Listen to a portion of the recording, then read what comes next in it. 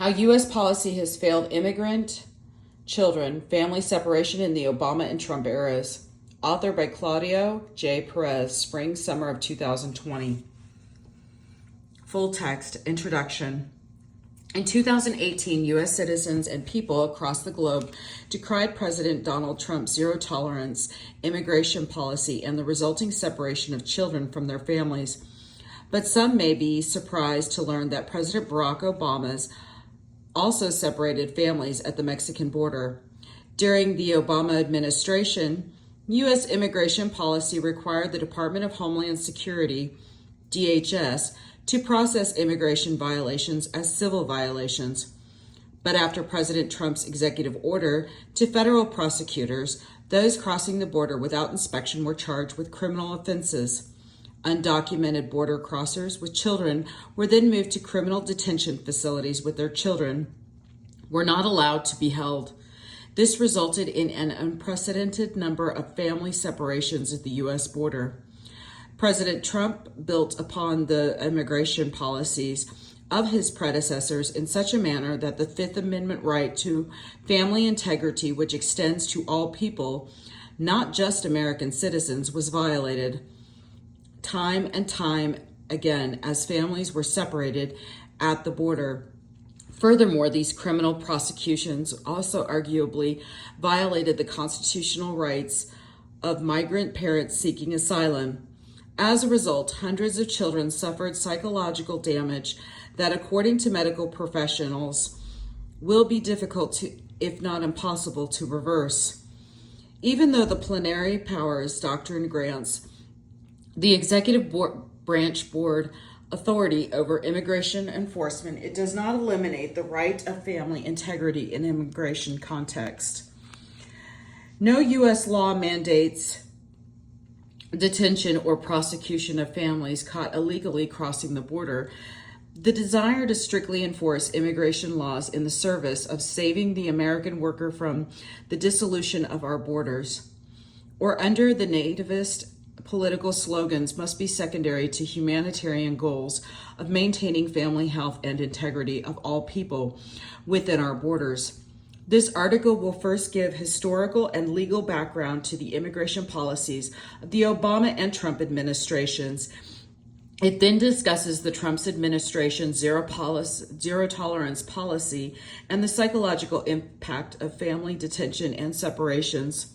Following this background, the article examines current federal law and precedent regarding the separation of immigrant families in civil law, and then discusses possible constitutional ramifications in the criminal law context. The article then proceeds to offer some suggestions for addressing these prevailing legal and social challenges. These suggestions include expanding the dialogue surrounding family separations to encompass U.S. immigration policy as a whole, as well as eliminating or greatly restricting family detentions, creating an Article I court for immigration, and passing legislation outlining how immigrant families should be treated at the border. Finally, the article offers some summary and concluding remarks. The future of the U.S. policy after the 2020 presidential election is currently uncertain. Perhaps 2021 will bring a new political moment that would allow the U.S. government to address the immigration issues outlined here. Obama-era immigration policy and family separation. U.S. immigration policy as a whole has a lengthy and complex history that is beyond the scope of this paper. However, to more fully understand the Trump administration's immigration policy, it is helpful to compare it with the immigration policy of the Obama administration. The Obama administration's policies dealing with undocumented immigrants have been subject to a substantial amount of misinformation or simply lack of information. For example, the Obama administration began the practice of reporting voluntary removals at the border as involuntary removals, thereby inflating removal numbers compared to previous administrations and giving the appearance of tougher border enforcement. 10. Furthermore, official statistics on family separations at the border are unavailable because, according to DHS officials, the Obama administration did not collect these data. The Obama administration changed the focus of immigration enforcement to removal of recent border crossers and criminal rather than ordinary status violators apprehended in the U.S. interior. The apparent reasoning was to deter illegal border crossings and remove unauthorized immigrants before they become integrated into U.S. communities. Statistical evidence of this shift is found in the fact that interior removals decreased from 181,798 in 2009 to 65,332 in 2016. And during the same time period, border removals increased from 207,525 to 279,022. While Obama administration did not prosecute some individuals who attempted to cross the border illegally, exceptions were made for asylum seekers for families. Additionally, the Obama administration tried to limit family separations to specific situations where the child's well-being might be at risk, such as when drugs were found on the parent. In practice, the Obama administration generally did not criminally prosecute apprehended families, and if they sought asylum, they were detained together while those claims were processed. The rise of family detention under President Obama. By operating border enforcement in this manner with respect to migrant families, President Obama resurrected the almost totally discontinued practice since the 1997 Flora Settlement Agreement of detaining mothers and children apprehended at the border to deter future undocumented immigration. To begin with, the government had one 100-bed family detention facility in central Pennsylvania and added 2 larger facilities in Texas and New Mexico that could hold thousands. Leon Fresco, a deputy assistant attorney general under President Obama, stated that although some fathers apprehended at the border were separated from their children, most fathers and children were released together, often with ankle bracelets. ICE, U.S. Immigration and Customs Enforcement, could not devise a safe way where men and children could be in detention together in one facility, Fresco said. It was deemed too much of a security risk. The Secure Communities program during the Obama administration. B. President Obama continued immigration policies of his predecessor, President George W. Bush. Perhaps one of the most relevant policy initiatives to the discussion at hand is the Secure Communities program that ultimately led to the deportation and separation of families under the Obama administration. Secure Communities began in 2008 under the administration of President Bush. The goals of the program included identifying criminal aliens through a biometric information sharing, prioritizing apprehension and removal of dangerous criminal aliens, and transforming the criminal alien enforcement system, including enhancing process efficiency and reducing time in ICE custody. By July 2011, Secure Communities had expanded to over 1,470 jurisdictions. Subsequently, Secure Communities was expanded to all 3,181 jurisdictions within the 50 states, the District of Columbia, and 5 U.S. territories, with full implementation completed on January 22, 2013. From Secure Communities commencement through 2011, approximately 88,000 families with members who are U.S. citizens had a family member arrested under the Secure Communities program, meaning that tens of thousands of immigrant families were separated by this program. In a memo dated November 20th, 2014, then Secretary of Homeland Security Jed Johnson, discontinued the Secure Communities program. Johnson stated the following: "The program has attracted a great deal of criticism, is widely misunderstood, and is embroiled in litigation. Its very name has become a symbol for general hostility toward the enforcement of our immigration laws. Governors, mayors, and state and local law enforcement officials around the country have increasingly refused to cooperate with the program, and many have issued executive orders or signed laws prohibiting such cooperation. A number of federal courts have rejected the authority of state and local law enforcement agencies to detain immigrants pursuant to federal detainers issued under the current Secure Communities program. Some of the Secure Communities program most serious constitutional violations were litigated in Moreno versus Napolitano and Mikowski versus United States. These two cases and others were cited in memorandum about the discontinuation of Secure Communities. Secretary Johnson replaced the Secure Communities program with the Priority and Enforcement program in November of 2014. Enforcement then shifted, and unless the alien posed a demonstrable risk to national security, enforcement actions through the new program would only be taken against aliens who were convicted of specifically enumerated crimes. These enumerated crimes were generally higher level offenses, and this change scaled back to the reach of the program.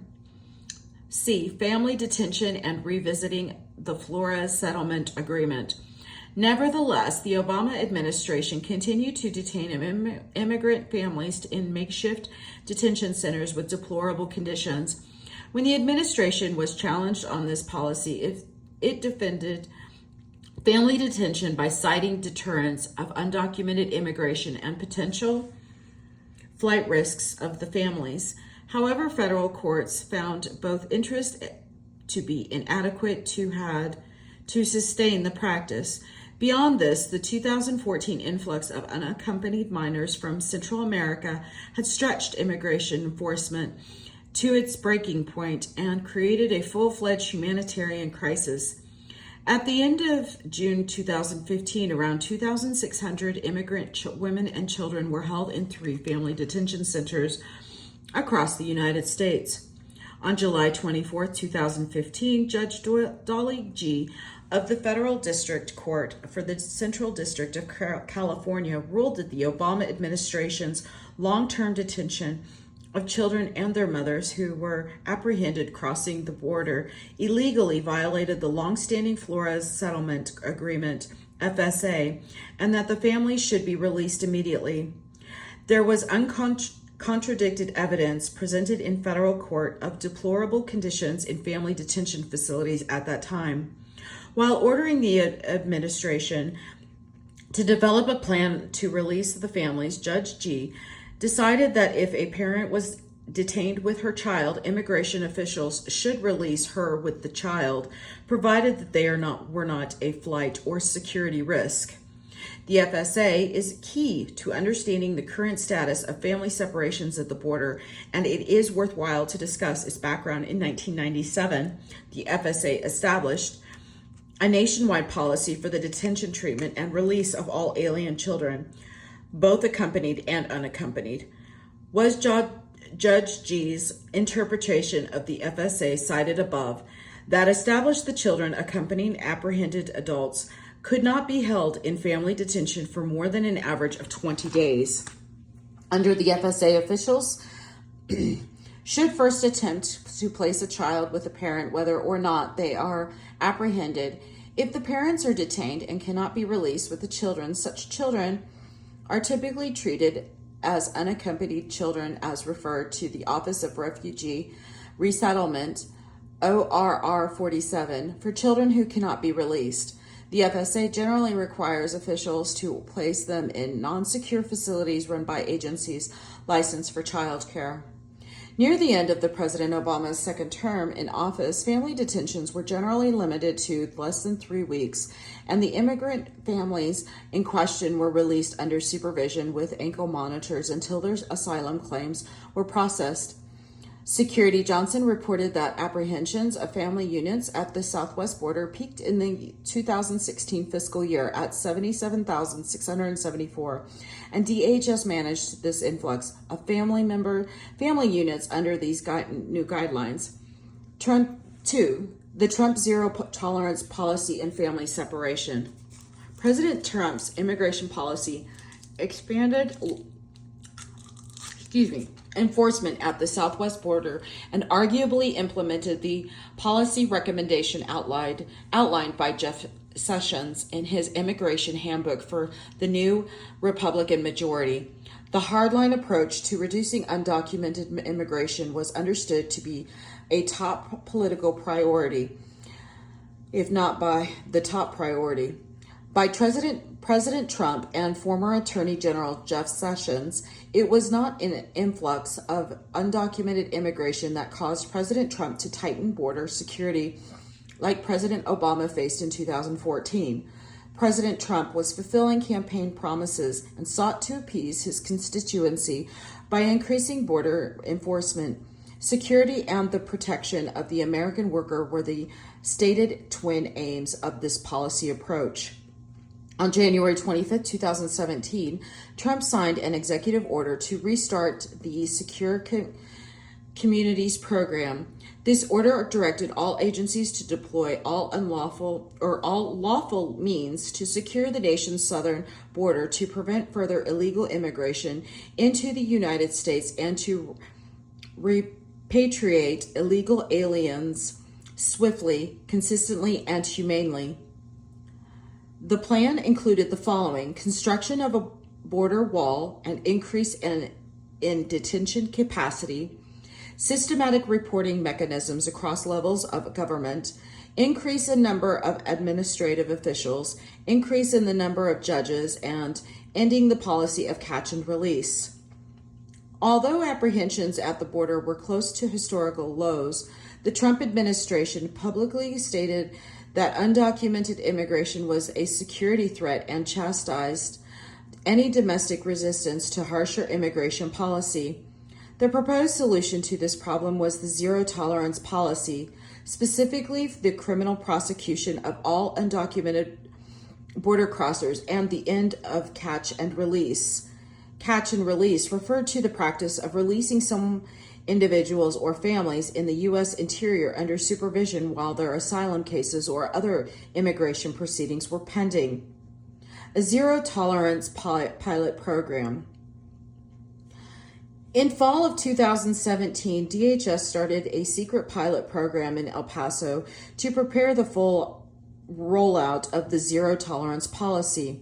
During this program, Customs and Border Protection, CBP, officials reported that their software prevented them from keeping records of which families had been separated, thereby creating an obstacle to reunification.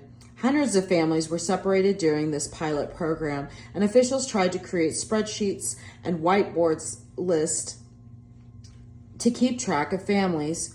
Unfortunately, these makeshift records were inadequate for tracking family separation. When these concerns were brought to the Trump administration in Washington, the response was that these issues were not high enough priority to warrant the time and resources required for system modifications.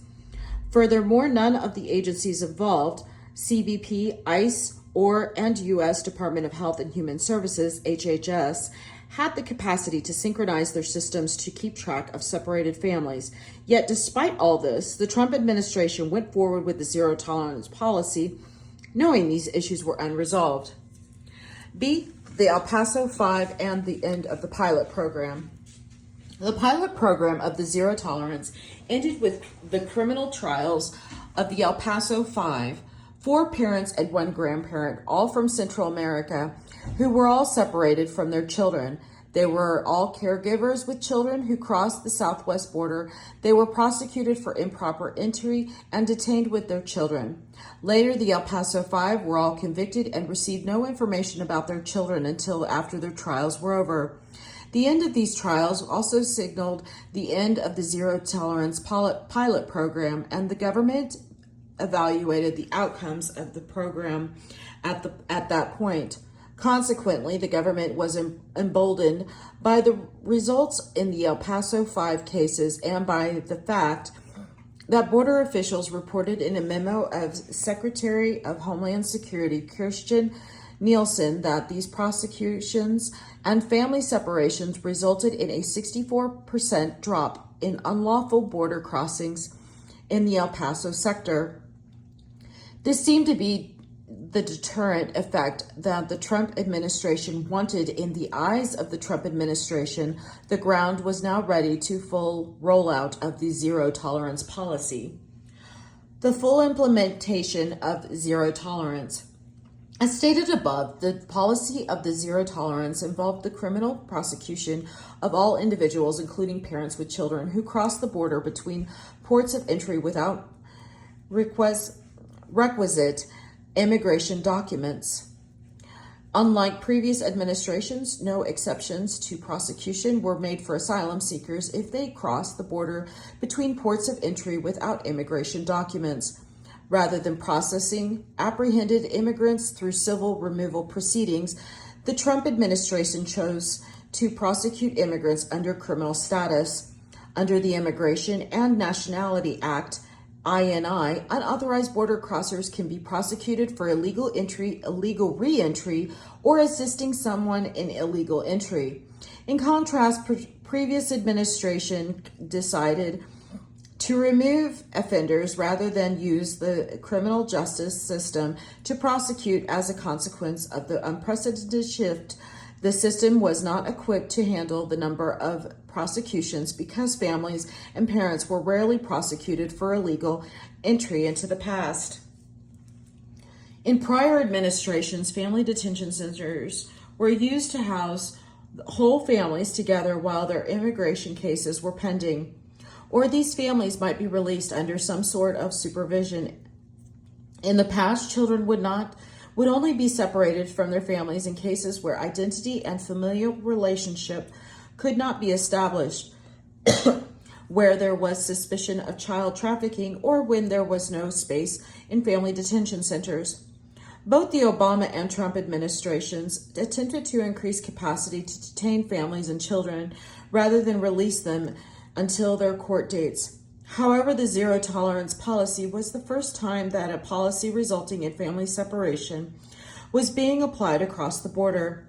Eventually, the Trump administration apprehended 90,563 families units from October 2017 through August 31st, 2018, a more than 16% increase from the Obama administration's highest family unit apprehension numbers in the 2016 fiscal year cited above. With new zero tolerance policy, immigration courts and family detention centers were stretched to their breaking point.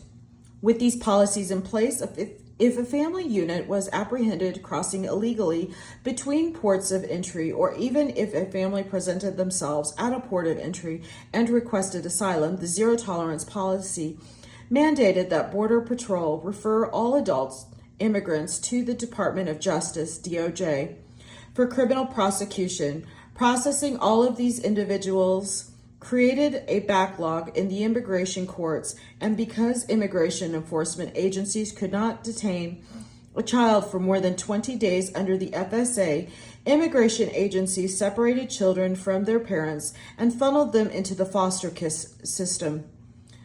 The children who were accompanied apprehended adult parents were not allowed to be incarcerated in adult criminal detention centers with their parents. Thus, the children were processed as unaccompanied children. Then these children were transferred to the custody of ORR, which placed them in an agency-supervised state-licensed shelter. If possible, the ORR attempted to place the children with relatives, sponsors, or foster care. Prior to the zero tolerance in 2017 fiscal year, Border Patrol separated 1,065, 1.4% of the 65,622 alien family units.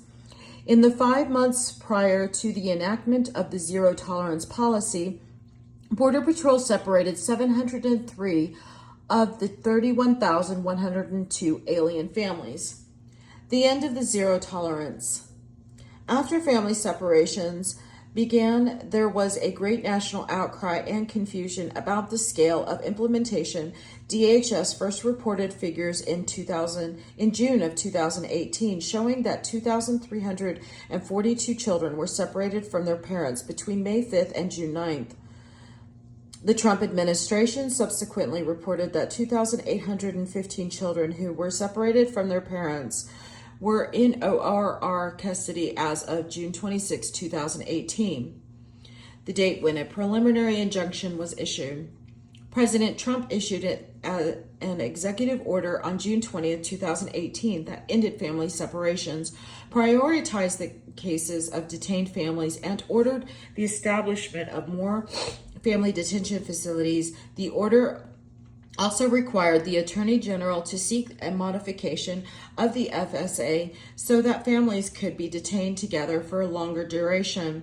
Soon after, on June 25, 2018, CBP temporarily stopped referring for criminal prosecution adults who crossed the border with children because ICE lacked bed space in family detention centers. On the same day, the Trump White House announced that, quote, zero tolerance would be enforced as soon as more resources were acquired. On June 26, 2018, the Trump administration's practice of separating families was finally reversed by Judge Dana Sabra of the U.S. District Court for the Southern District of California, who issued a preliminary injunction in a class action lawsuit filed by the American Civil Liberties Union, ACLU. The court ordered all separated families to be reunited within 30 days and 14 days for children under the age of 5. Furthermore, the order stipulated that immigrant children could only be separated from their parents if the adults were determined to be unfit or to present danger to the children, and it also generally provided that parents could not be deported without their children. Besides these developments, on July 9, 2018, Judge Gee, who oversees the FSA, ruled against DOJ's request to modify the agreement.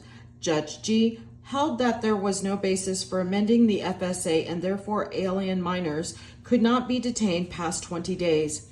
Irrespective of any pending prosecution of the parents, subsequently on July 10, 2018, ICE officials stated that reunited families would take part in alternatives to detention programs, such as ankle monitor supervision, and would be released into the U.S. Interior. A status report filed in Mrs.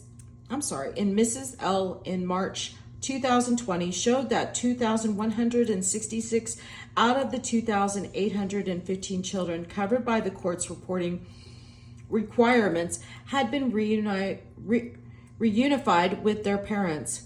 In a more recent status report filed in October 2020, plaintiffs in Mrs. L indicated that they had identified 1,556 children of potential expanded class members, a number that includes families separated by immigration officials as early as July 1st, 2017. With the 1,134 being confirmed by the government. Of this undisputed group of children of expanded class members, the government provided a contact number for a sponsor or parent of 1,030 of the children. Ultimately, the reunification effort for this group of children had, as of the date of the report, failed to reach parents of 545 from the 104 children for whom the government had provided no contact information. The reunification process was delayed because the family separations were mismanaged from the beginning. From the outset, immigration enforcement had no plan to reunify parents with children, and no members were drafted to provide guidelines to deal with the family separations.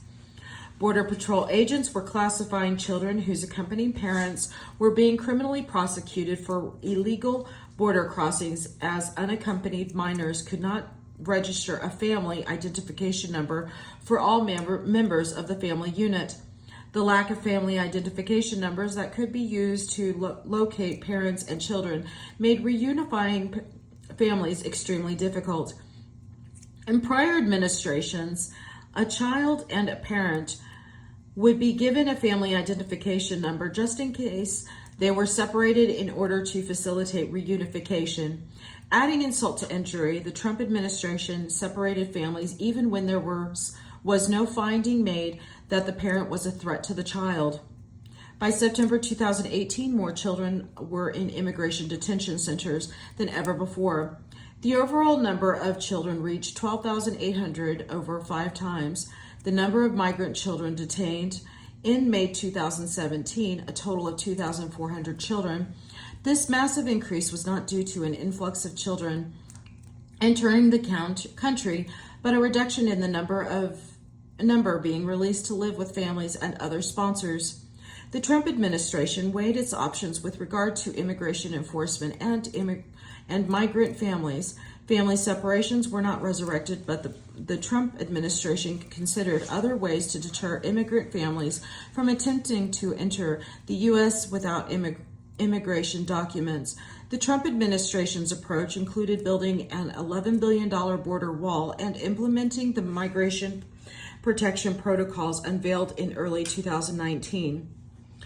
3. The psychological impact of family detention and separations. A multitude of social workers, immigration attorneys, legal organizations, and medical organizations have spoken out against the unacceptable psychological consequences of family separations brought about by the zero tolerance policy. There have been reports of development regression and lasting psychological damage in children even after they have been reunited with their parents. These children often exhibit fear of abandonment and experience attachment issues. The president of the American Psychological Association, Dr. Jessica Henderson Daniel, issued a brief statement in May of 2018 regarding the detrimental impact of family separations forced upon families who were attempting to enter the United States without proper documentation. Dr. Daniel stated the longer that children and parents are separated, the greater the reported symptoms of anxiety and depression for the children, unquote. Similarly, around the same time of the American Academy of Pediatrics, AAP, released a policy statement written by Dr. Colin Kraft condemning immigrant family separations and family detentions at the southwest border. Dr. Kraft emphasized that studies of detained immigrants have shown that children and parents may suffer negative physical and emotional symptoms from detention, including anxiety, depression, and post-traumatic stress disorder, unquote. Dr. Kraft reported that immigrant children are traumatized in detention centers when they are forced to sleep on cement floors and use open toilets, are constantly exposed to light, are given insufficient food and water, lack bathing facilities, and deal with extremely cold temperatures. Dr. Kraft also wrote a prior letter asserting that a family separation causes irreparable harm to children. She explained that this type of highly stressful experience can disrupt the building of children's brain architecture. Prolonged exposure to serious stress, known as toxic stress, can lead to lifelong health consequences, unquote. Furthermore, the AAP released a policy statement in 2017 that outlined the issues surrounding family detention and provided a number of recommendations, including the following. Separation of a parent or primary caregiver from his or her children should never occur unless there are concerns for safety of the children at the hand of a parent. Efforts should always be made to ensure that children separated from other relatives are able to maintain contact with them during detention. The American Medical Association, AMA, also urged Trump administration to stop its zero-tolerance policy because it would only exacerbate the stress and trauma refugee families face when seeking refuge in a foreign nation. AMA Chief Executive Officer and Executive Vice President Dr. James Madara noted that the trauma of family separations could create negative health impacts that can last an individual's entire lifespan. The state of the law regarding unlawful immigration of family units, neither the Constitution nor the federal or administrative law of the United States requires the separation of immigrant family units that cross the U.S. border without documentation. However, it should be recognized that there are national interests such as security and economic stability that are often balanced against the interest of the immigrants attempting to enter the United States. The Trump administration's attempt to criminally prosecute all unlawful immigration led to the legal paradox of family separation outlined below. The increase in criminal prosecutions of unlawful immigrant parents with children led to the conflicting mandates between federal precedent and federal regulations. Federal precedent allows for only short-term detention of children, and federal regulations do not allow children to be held in federal detention facilities for immigrant parents awaiting prosecution. The following is a sketch of the legal landscape that ultimately led to the family separation controversy. In terms of statutory authority, the Immigration and Nationality Act, INA, codifies both civil and criminal penalties for foreign nationals who attempt to enter the U.S. without inspection. And for those who enter the U.S. legally but overstay their visas, these offenders are subject to removal, deportation, and go through a formal court process. Additionally, the INA codifies criminal penalties for persons who enter or attempt to enter the United States illegally between ports of entry, persons who elude examination or inspection by immigration officers, or persons who attempt to enter or obtain entry to the United States through fraud or willful misrepresentation. Unlawful reentry into the United States is also criminalized in the INA. Therefore, all parents of unlawfully entering family units are subject to prosecution by DOJ in federal criminal courts, at least in theory. Thus, one of the Trump administration's main arguments supporting family separation was that it was necessary to enforcement and prosecution of immigration law because parents would need to be transferred to federal detention facilities where children were not allowed. It is worth mentioning that courts have long recognized that the legislative and executive branches wield plenary power within the immigration context, the power to exclude aliens from the United States, which is among the most comprehensive powers of government, but are the constitutional arguments that would prevent the executive branch from using its plenary power to separate immigrant families. Judge Dana Sabra of the U.S. District Court for the Southern District of California seems to have answered in the affirmative. Judge Sabra held that the plaintiffs in Ms. L. case, a class action case challenging the validity of the zero-tolerance policy and family separations, had a strong likelihood of success in their due process claim against federal government. The judge also ordered that all separated families be reunified, and status reports of reunification progress are still regularly being filed.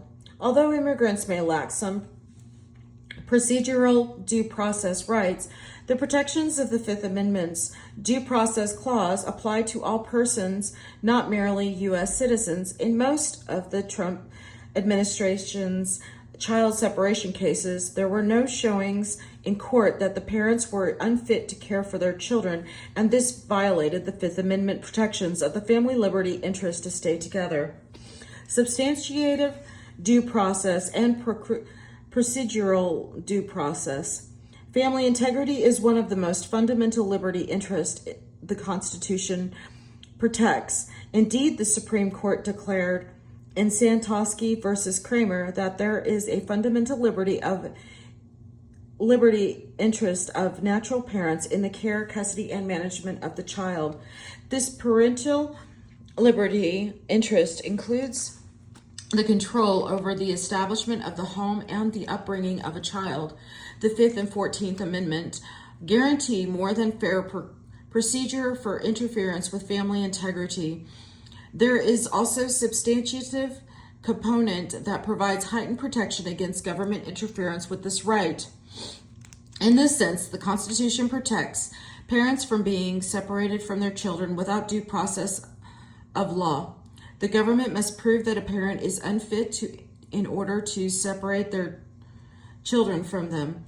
Thus, if we view family separation as a sort of punishment or substantial encroachment on a liberty interest, then the federal government is prohibited from meting out this punishment, which deprives these families of liberty without due process. The Trump administration's violations of this longstanding fundamental liberty interest is a definite break with past enforcement. In terms of administrative policy, in June 2018, the DHS reported that it had a policy of separating children from adults when it could not be determined identity or family relationship.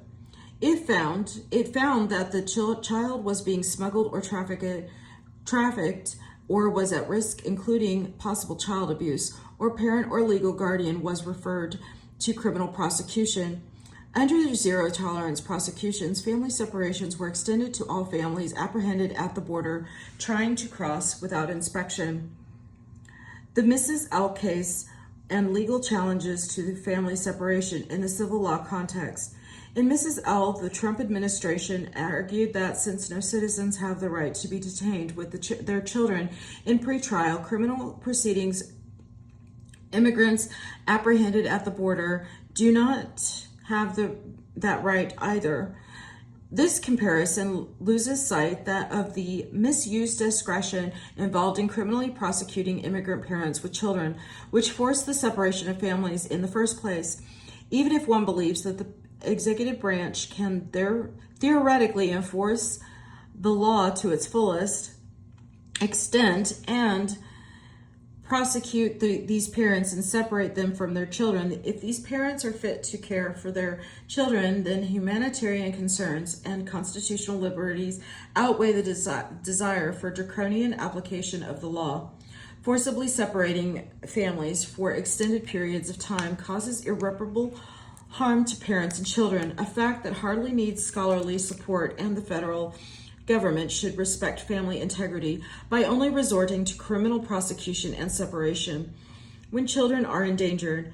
Furthermore, the rules governing detention of adult aliens are different than those governing alien children apprehended at the border. While the INA grants the federal government wide discretion to detain adult aliens during pending removal proceedings, child detentions function under the FSA, applying to all alien children, and other laws may also apply in unaccompanied children cases. The primary issue boils down to whether prosecuting adults from family units apprehended at the border and the resulting separation of children from parents to deter future undocumented immigration is legal. Challenging this policy, plaintiffs in the Mrs. L case claimed that family separation violated their due process rights under the Fifth Amendment to the Constitution, the Administrative Procedure Act, 5 U.S.C. 706, and the Asylum Statute 1158.139. However, Judge Sabra dismissed the APA and asylum state claims because of the plaintiff's failure to state a claim. The APA claim failed because the family separations were not alleged to be final agency actions, and the court held that there was no private right of action under the asylum statute. So only due process claim survived the Mrs. L lawsuit. The most recent order on plaintiff's motion to enforce the preliminary injunction in Mrs. L law was mostly denied, and the court found that the government had stopped systematically separating families. The district court properly found that the plaintiffs in Mrs. L's stated a due process claim where substantiative due process claims are asserted in a lawsuit. Quote, the threshold question is whether behavior of the governmental officer is so egregious, so outrageous that it may fairly be said to shock the contemporary conscience. This standard aims at prohibiting governmental conduct that violates the decencies of civilized conduct, interferes with the rights implicit in the concept of order or liberty, and is so brutal and offensive that it does not comport with traditional ideas of fair play and decency. Accordingly, substantiative due process protects all persons against arbitrary government power. There is a strong case to be made that separating parents from their children without showing that a parent is unfit shocks the conscience. Family detention and separation causes physical and psychological harm to children. Some children come out of these experiences with irreparable psychological damages, and others have even died in custody. Even when reunited with the children are sometimes never the same again. The detention centers are overcrowded and unsanitary, and lack of adequate food and medical care. The trauma and pain that have resulted from the zero tolerance policy are extremely well documented, and to many, this is the epitome of arbitrary government power. Time will tell if the federal courts will ultimately prohibit this practice of family separations in the immigration context, separating families and prosecuting parents of unconstitutional in a criminal context. In criminal courts, migrant parents have full constitutional rights, as would any criminal defendant, and arguably zero tolerance. Prosecutions have violated these rights. The federal public defender who represented the El Paso Five, Sergio Garcia, wrote an article arguing that zero tolerance criminal prosecutions of migrant parents who are separated from their children are unconstitutional for the following reasons. 1, the plea bargain involves duress. 2, the prosecutions violate the right to a fair trial. 3, the prosecutions violate the right against self-incrimination. 4, the prosecutors are forced to eschew duties imposed by the Brady versus Maryland. 5, the deportations may effectively result in termination of parental rights without due process. And 6, the family separations constitutes cruel and unusual punishment.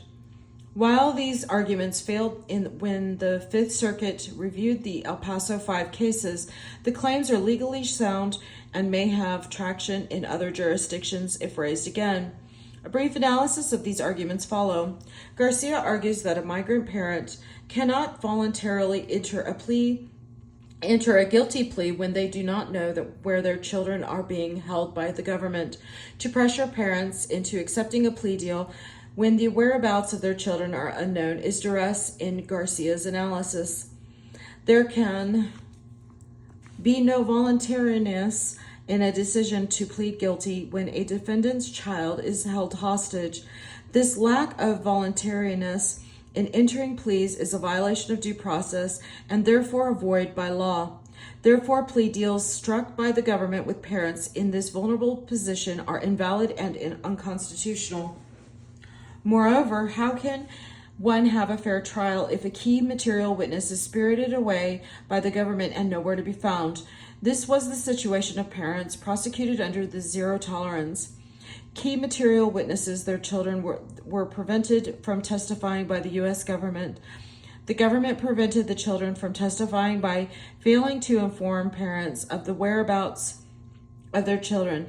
The testimony of these children could support defenses and provide evidence of conditions of the country of origin that support an asylum claim. If these key witnesses are kept from these migrant parents, only the parents themselves can testify on their own behalf. This brings us to Garcia's next point. Forcing migrant parents to testify against themselves violates the Fifth Amendment right against self-incrimination. Essentially, if the government refuses to release a key material witness, then these parents can only present a defense by testifying on their own behalf, or these parents can choose not to testify and therefore present no testimony to the court. These parents find themselves between a rock and a hard place with no recourse. This is another violation of their constitutional right to a fair trial. Furthermore, the Brady Rule is violated by prosecutors who fail to disclose the specific whereabouts of the children of the parents prosecuted under zero tolerance. Brady versus Maryland established that prosecutors have a duty to disclose exculpatory evidence to a defendant. In this case, the exculpatory evidence would be the testimony of the defendant's child that may support an asylum claim or other defense. But the government did not divulge the specific whereabouts of the defendant's children until it was too late. Abuse in prosecutorial discretion by not making the children available for testimony in these cases would constitute bad faith and violate due process, even if the testimony is considered only potentially useful rather than expulsory. One might even argue that separating families, prosecuting parents, and deporting them without their children is tantamount to termination of their parental rights. The children may enter foster care and later be adopted. At that point, the parents lose all rights to reunite with their children. This is a disproportionate penalty for a petty misdemeanor. Building on this, Garcia also argues that permanently separating families and prosecuting parents is a form of cruel and unusual punishment. The prohibition has two prongs. First, the punishment must not involve the necessary and wanton infliction of pain. Second, the punishment must not be grossly out of proportion to the severity of the crime.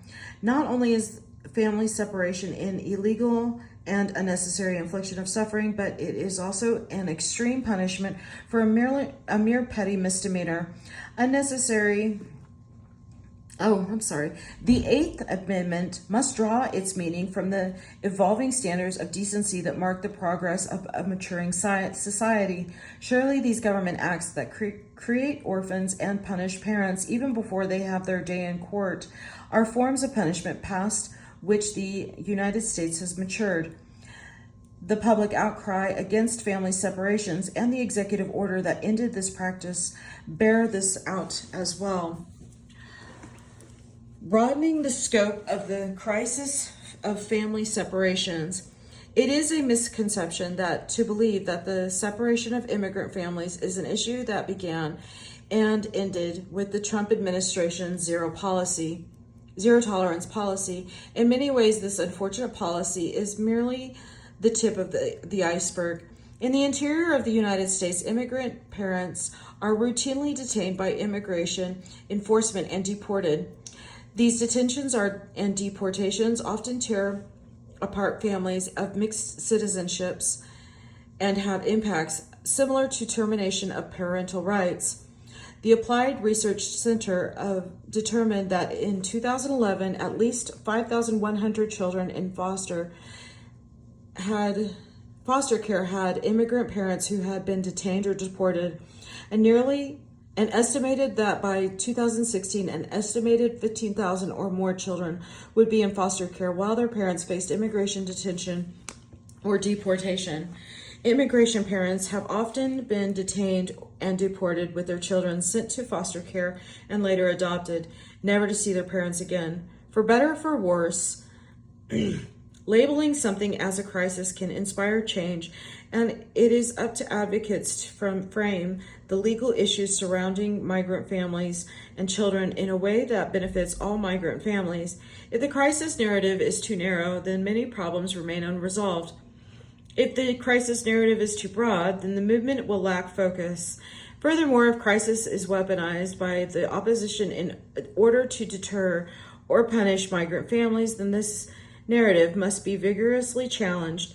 Perspective is everything when it comes to these issues. For example, if there is a huge influx of immigrant families from the southwest border, then the U.S. society can view this as a humanitarian crisis that requires charity or as a threat to national security that requires retribution. How the crisis is characterized can have tremendous impact. With this in mind, it is worthwhile to consider Stephen Lee's claim that the term family separation characterizes the U.S. immigration system in its entirety. For instance, immigration enforcement in the U.S. interior also breaks up families. Undocumented immigrants in the United States may choose not to visit their family outside of the country for fear that they will be denied reentry. Similarly, the difficulties of obtaining visas and modifying immigration status also keep families apart. Even when a family member obtains legal immigration status, it is an uncertain and protracted process to petition for immigration status, even for close family members outside the country. Immigration system as a whole should be reoriented to family reunification rather than family separation. To understand family separation as an isolated episode in the U.S. immigration policy during the Trump administration would result in an unacceptable narrowing of the crisis. Advocates should expand the scope of what is considered the family separation crisis to encompass all policies in immigration enforcement and administration that result directly or indirectly in families being separated or kept apart. Family reunification is promoted by U.S. child welfare systems and should also be adopted by the federal government with respect to immigrant families. 6. Possible ways forward. Turning to more solution-oriented consideration, there have been some suggestions that alternative options to family detention, such as supervised release, are more cost-effective. The Family Case Management Program, FCMP, for example, which monitored families requesting asylum, reported a high compliance rate with immigration requirements. The FCMP began in January 2016 and was terminated by the Trump administration in June 2017.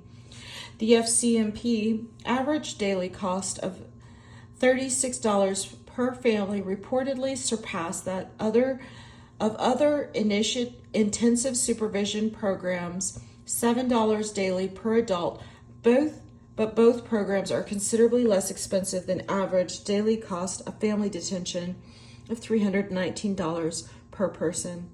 Regardless, there seems to be some truth in the claim that family detention should never be permitted, much less family separation. However, the state of the law at this point allows for family detention for about 20 days.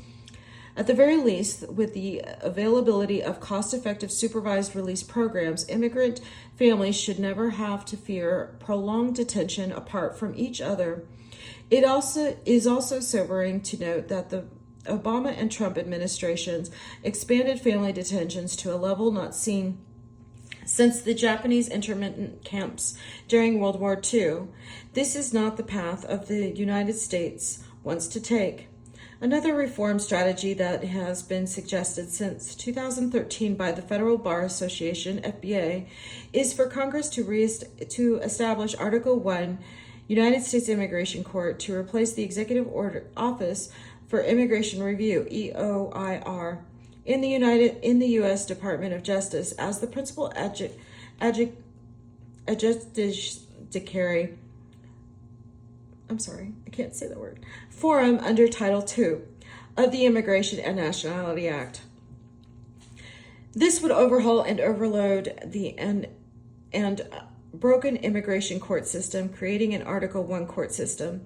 Would also create independence and model the immigration courts after the federal court system at large. The FBA outlines the present lack of independence in immigration courts in the following statement.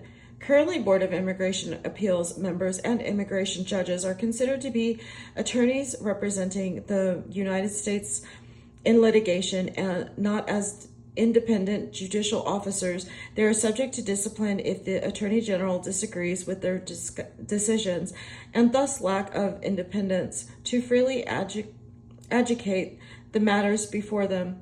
The potential for political influence puts due process at risk. An Article I court states, court system would be more independent from political decision-making and would more readily check abuses of power by executive branch. Congress could pass legislation detailing how families who are caught trying to cross the border should be detained and processed. But this option, like the new Article 1 immigration court suggested above, seems unlikely in the 2020 political climate in the United States. Bipartisan cooperation for immigration reform is unlikely in a country that is so polarized at the moment. Currently, the federal courts have cleaned up the mess created in the legislative power vacuum that allowed the Trump administration to criminally prosecute adults apprehended with their children at the border, thereby leading to family separations. If Congress has the political will, then this option that has already harmed so many families can be blocked in the future and replaced with more humane consequences of these families who have already risked so much. Overall, children involved in the immigration system should be treated with more care and compassion. The federal government should keep a better track of families and children so that if they are somehow separated, they can be reunified efficiently. Moreover, the government should keep better track of immigrant children, including unaccompanied children, after they are placed with the sponsors, because reports show that the government has lost track of over 1,000 children. The U.S. government should also end its policy of detaining immigrant families that have no criminal histories and pose no threat. The practice is damaging to immigrant families and is extremely costly. Perhaps the U.S. should treat these families less like criminals and more like refugees who risked a perilous journey to escape danger for a chance to enter the famed land of opportunity, unquote. 7. Conclusion. The separation of immigrant families by the U.S. immigration enforcement is an issue that cuts across bipartisan lines. Grave mistakes were made by both President Obama and President Trump with respect to immigrant children and their family. Their mistakes built upon one another until the pain and suffering became intolerable with the rollout of the zero tolerance. That crisis has ended, but a wider crisis remains. Family separations will not truly stop until U.S. immigration policy becomes fully geared toward family reunification rather than being protectionist and punitive. Substantive due process legal arguments defend family integrity are what ultimately stopped family separations under zero tolerance. However, other constitutional arguments may be available and argued in the future relating to the right to a fair trial and other rights guaranteed to immigrants by the Constitution. Independent immigration courts are also needed, as well as federal legislation that protects migrant children and families detained at the border. Democratic and Republican lawmakers must come together to protect this politically powerless group. Deterrence is not persuasive enough government interest to justify implementing policies that needlessly harm innocent children. As stated above, extended family detentions should be stopped because of the harm they cause to children and because they violate the FSA. There are also several less costly alternatives to family detentions that also minimize the risk of flight and failure to appear at immigration proceedings. The prevailing policies have failed immigrant children in a myriad of ways, and zero-tolerance family separations are just one example. More humane immigration and asylum policies will avoid a human rights crisis in the future. So far, the courts have held an unsteady line against human rights abuses in immigration law in immigration enforcement. The time has come to cut off future opportunities to abuse executive power with detailed legislation protecting immigrant families. Immigration law must be overhauled, or another crisis will emerge. President Joe Biden inherits a ration ravaged by the COVID-19 pandemic, and politically polarized. Both parties can agree that immigration policy is broken and is in need of reform. Hopefully, this article has charted a way forward with respect to more humane immigration policies and has identified some pitfalls to be avoided. All families should be protected within U.S. borders, no matter the immigration status or of the families or the political affiliation of the party of power. And then here is the sites. Should you wish to read more about this, you're welcome to pause.